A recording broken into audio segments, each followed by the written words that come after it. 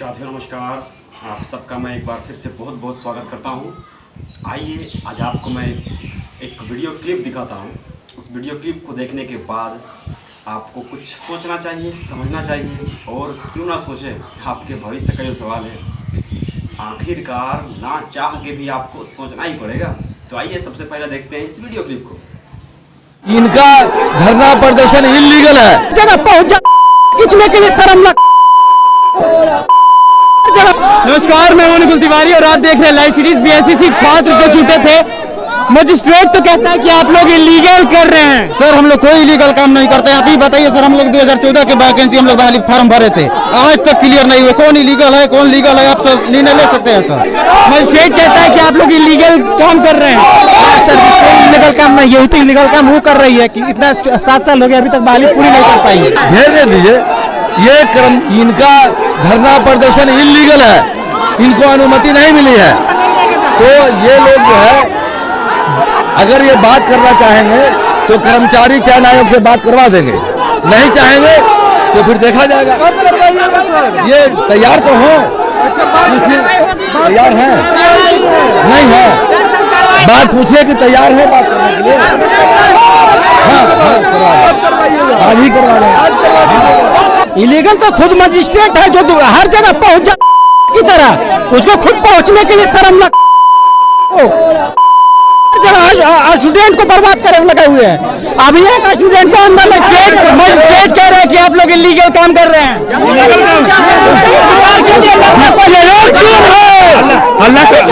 हल्ला कर से नहीं होगा और उनके कहने से नहीं होगा कि इलीगल होगा। ये हम लोगों का राइट है और इसको हम लोग करेंगे। इसलिए क्यों करेंगे? क्योंकि ये 7 साल से वैकेंसी रुकी हुई है। अगर इनको समझदारी होती तो बार बार गलतियां कैसे हो जाती है, और गलतियां होती तो लास्ट में क्यों हो जाती है। चलिए यहाँ पे आप देख सकते हैं कि किस तरह से दरवाजे पे बताइए इलीगल बोला जा रहा है आप लोगों को। इलीगल बोला जा रहा है आप लोगों को। कौन बोल रहा है? मजिस्ट्रेट। वो सबसे बड़ा इलीगल इंसान है, सबसे बड़ा इलीगल टोपी वाला जो है ना, सबसे बड़ा इलीगल इंसान है। इलीगल आप लोग हल्ला कर रहे हैं। तो नाम नहीं जानते सर जी, उनकी सबसे बड़ा टोपी वाला इलीगल। ये सिटी मजिस्ट्रेट जो है ना सर, ये जो है बार बार आके धमकी स्टूडेंट को दिया जाता है, धमकी देता है स्टूडेंट को।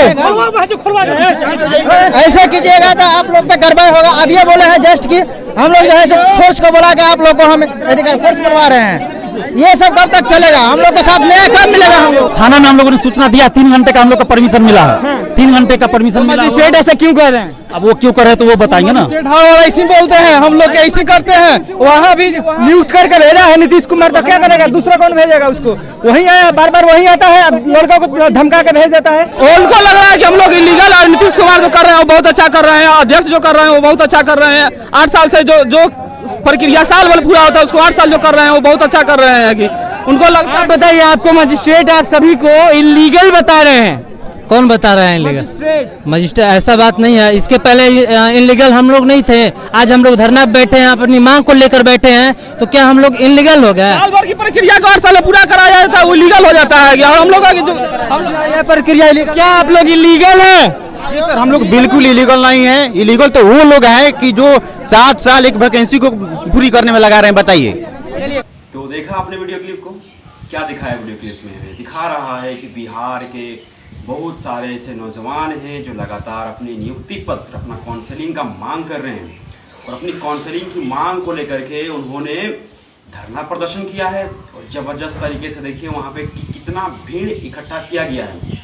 सबसे दिलचस्प बात मैं आप सबको बताना चाहता हूँ साथियों, वो दिलचस्प बात यही है कि बीते दिनों में हमारे जो बिहार के सीएम हैं नीतीश कुमार जी, उन्होंने बिहार में एक नियम लागू किया है कि कोई भी परीक्षार्थी, कोई भी अभ्यर्थी अगर धरना प्रदर्शन करेगा तो, और साथ ही साथ अगर उन्होंने किसी भी तरह से सार्वजनिक संपत्ति को थोड़ा सा भी नुकसान पहुंचाया तो उसे 3 साल के लिए परीक्षा लिखने से वंचित कर दिया जाएगा, उसे वहां से स्थगित कर दिया जाएगा।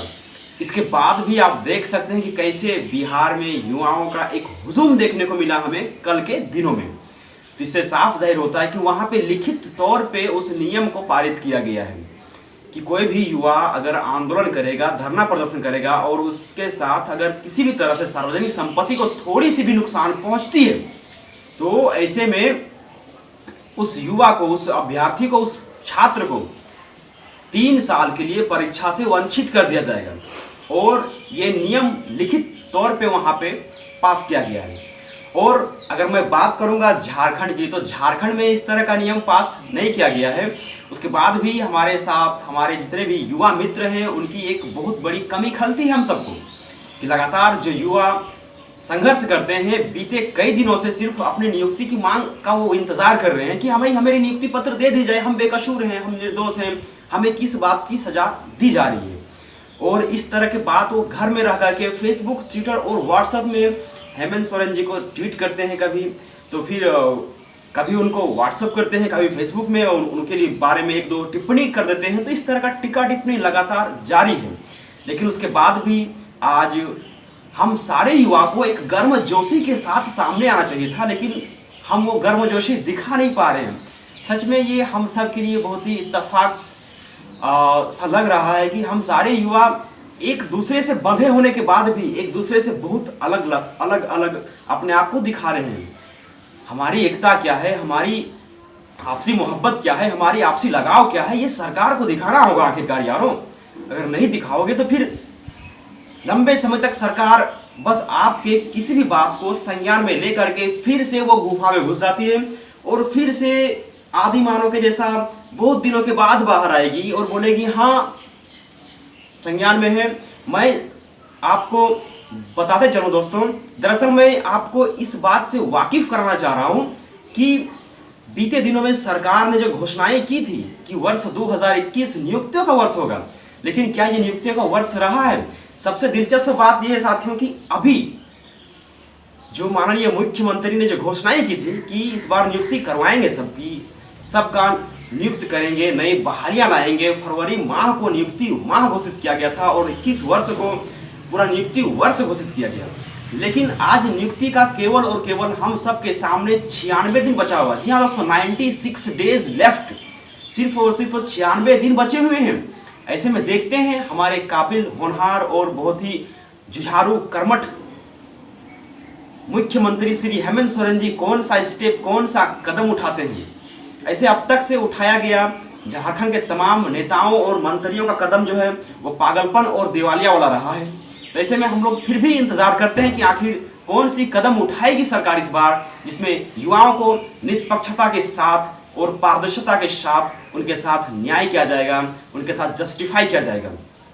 आइए, मैंने आपको ये वीडियो इसलिए दिखाया है ताकि आपके अंदर वो एकता जबरदस्त तरीके से बन सके और अपनी आपसी चट्टानी एकता का परिचय देते हुए विभिन्न संघ के लोगों से मेरा ये निवेदन है कि एक बार अपने नियुक्ति पत्र को लेने के लिए, अपनी काउंसलिंग करवाने के लिए आपको फिर से सामने आना होगा। क्योंकि आप सबको पता है कि बीते दिनों में धरना प्रदर्शन किया गया, बहुत सारी आंदोलन किए गए, तभी जाकर के जेपीएससी ने एग्जाम को कंडक्ट कराया। ऐसे में अगर हम कोई काम करेंगे तभी सरकार की गतिविधि दिखती है, तभी सरकार एक्टिव होती है, एक्शन में आती है। इसीलिए आप युवाओं के कंधों पे ये दारोमदार है, युवाओं के कंधों पे ये जिम्मेदारी आ चुकी है कि अब सरकार को जगाने का काम युवा करेंगे। और जिस तरह से आपने एक वोट का पावर दे करके सरकार को सत्ता पर बिठाया है, उसी तरह से अब आपको इन उंगलियों को एक करके सरकार को दिखा देना है कि हम युवा चाहेंगे तो कुछ भी कर सकते हैं। सरकार से केवल हम सब एक ही मांग कर रहे हैं कि नई नियुक्तियां लाइए, हमारी नियुक्तियों को पूरा कीजिए, जो लंबित नियुक्ति है उसको पूरा कीजिए और नई बहालियों का एक सौगात जो आप बोले थे वो सारे युवा को दे दीजिए। झारखंड के युवा लगातार बहुत ही ज़्यादा फ्रस्ट्रेशन की ओर बढ़ते जा रहे हैं। इसीलिए तमाम साथियों से मेरा निवेदन है कि आप इस वीडियो को ज़्यादा से ज़्यादा शेयर करें ताकि 2 अक्टूबर को जो आंदोलन हो रहा है उसमें ज़्यादा से ज़्यादा लोग हमारे साथ जुड़ सके और अपनी मांगों को बहुत ही प्रमुखता के साथ सीएम सर के सामने रख सकें। साथियों, आप सबका बहुत बहुत धन्यवाद, शुक्रिया। जय हिंद। छात्र एकता जिंदाबाद, छात्र एकता जिंदाबाद।